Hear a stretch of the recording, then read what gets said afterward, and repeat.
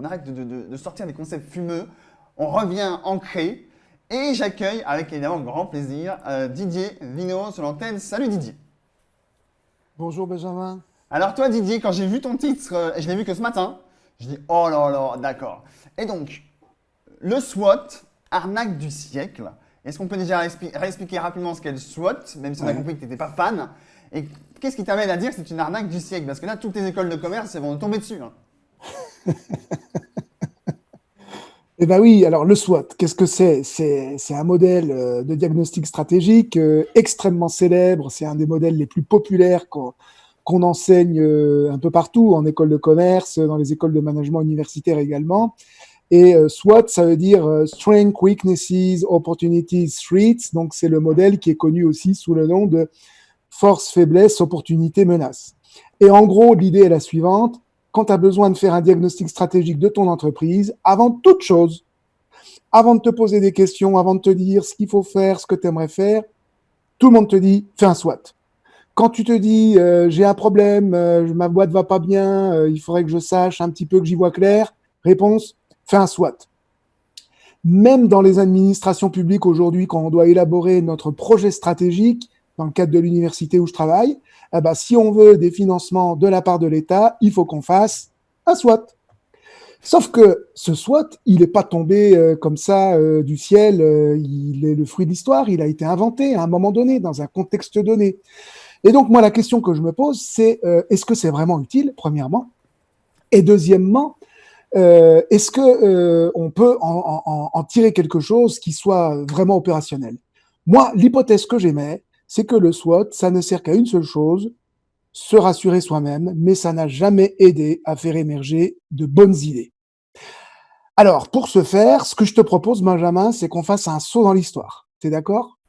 Ah oui, je suis toujours d'accord avec toi, je te suis.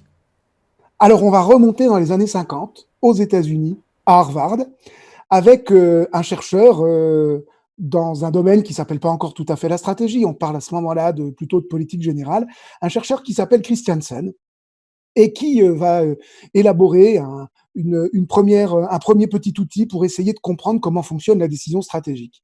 Et puis, il le met un peu de côté et c'est un de ses collègues, un certain Andrews, qui va récupérer ce modèle et qui va l'instrumentaliser pour aider les chefs d'entreprise. Alors, l'histoire est la suivante. Andrews en parle dans une des notes techniques de la Business School d'Harvard. Il raconte qu'à un déjeuner, il discute un problème de business avec un chef d'entreprise, et ce chef d'entreprise lui dit, bah, ce soir, j'ai une réunion devant mon conseil d'administration et ils comprennent rien à mes difficultés, à ce qu'il faudrait qu'on fasse. Tu comprends, là, on est en 1957-58, les temps sont plus difficiles que juste après la guerre. La concurrence n'est pas toujours très très honnête, il faut qu'on se batte. Et moi, il faut que je leur explique à mes administrateurs qui ont quand même l'argent, qui ont un pouvoir sur moi, il faut que je leur explique les décisions qu'il faut prendre. Et simplement, c'est complexe et ils vont pas pouvoir bien comprendre vraiment la problématique. Et à ce moment-là, Andrew, sur le bout de la nappe en papier du restaurant, lui dit, attends, si ces gens-là, ils ont du pouvoir sur toi, mais qui comprennent pas vraiment ce qui se passe, il faut leur expliquer les choses le plus simplement possible, peut-être même de manière simpliste. Tu vas leur présenter une matrice en 4 cases. D'un côté, tu vas mettre les menaces et les opportunités de l'environnement, et de l'autre, tu vas illustrer les forces et les faiblesses de ton entreprise. Et avec ça, tu verras, mon gars, tu peux leur faire passer n'importe quelle décision. Et le pire, c'est que ça a marché.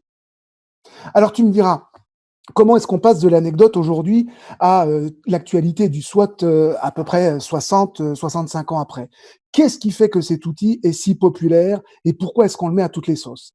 Bah, une première explication, c'est que c'est très simple, c'est facile à comprendre. Donc n'importe qui a l'impression d'être intelligent et de faire de la stratégie avec cet outil. C'est génial quand même, non? Et puis ensuite, et c'est ça peut-être le tour de force de cet outil, c'est qu'il te permet de faire passer une décision à des gens qui apparemment peuvent avoir du pouvoir sur toi mais n'ont pas compris. Et en ce sens, le SWOT n'est pas inutile, c'est-à-dire qu'il permet effectivement d'expliciter, de rationaliser un schéma décisionnel qu'on a pu avoir dans sa tête pour son entreprise.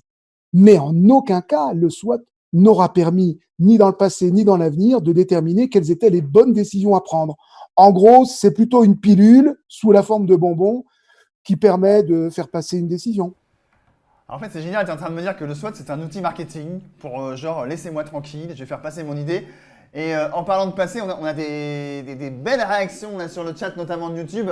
Et Renaud qui nous dit notamment, bah oui, un bon SWOT, ça se fait sur une nappe à côté des tâches de sauce et après un bon Dijon. Et effectivement, on comprend tout de suite que la portée de cet outil est déjà différente. On en parlait avec ma femme hier que peut-être le problème aujourd'hui, c'est quand même qu'on est dans un monde complexe et non pas compliqué, mais que toutes les informations et les sources de news d'informations sont simplifiées. Donc, quelque part, on voit quand même qu'il y a un écart. Est-ce que, et je ne sais même pas si tu as la réponse, allez, j'attends, est-ce que toi, du coup, tu vois un meilleur outil pour essayer de se démêler d'une situation? Ah bah Alors, oui. des outils, il y en a plein. Donc, on va pas faire le listing aujourd'hui, je pourrais t'en présenter d'autres. Moi, je vais te dire pourtant, je l'utilise encore, le SWOT, mais pas de la manière avec laquelle on l'indique. C'est toujours le problème des vieilles gamelles. Il faut savoir à quoi elles peuvent servir.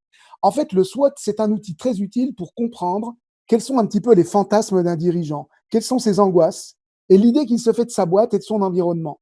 Mais en fait, quand tu es dans une démarche d'accompagnement et de créativité stratégique, parce que moi, c'est un outil que j'utilise plus pour de la stratégie que pour du marketing, même s'il est très largement utilisé en marketing, euh, quand je l'utilise pour en discuter, par exemple, avec un dirigeant de sa stratégie, en fait, je pars de ces représentations en me disant ça, c'est ces représentations limitantes.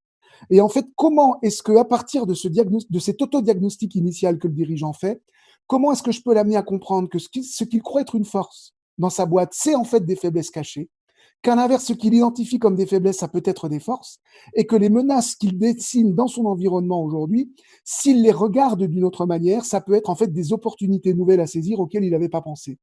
Autrement dit, c'est pas tellement le SWOT qui peut être remis en cause, mais son usage. Et ce que je préconise, moi, c'est qu'on l'utilise à l'envers. Bah voilà, et bah au moins un outil qu'on a appris et qui va servir, mais à l'envers. Ok. Merci Didier d'être intervenu aujourd'hui sur la Flex TV. Toujours un plaisir, toujours. On avait oui, Hervé sur le chat qui disait merci pour ce bonbon, Didier. Voilà, c'est un petit bonbon quelque part. Enfin, quelqu'un qui arrête de nous dire que de faire sérieux. Et peut-être. Alors, j'ai une prémonition qui vient, et ça vient de certaines discussions que j'ai eues hors antenne avec d'autres. Peut-être que maintenant, il faut arrêter de se dire vous. On peut peut-être se tutoyer parce qu'on voit bien qu'on est un peu tous dans le même bateau, quelque part. Hein, c'est pas parce qu'on a étudié le SWOT qu'on va se vous voyer au bout d'un moment.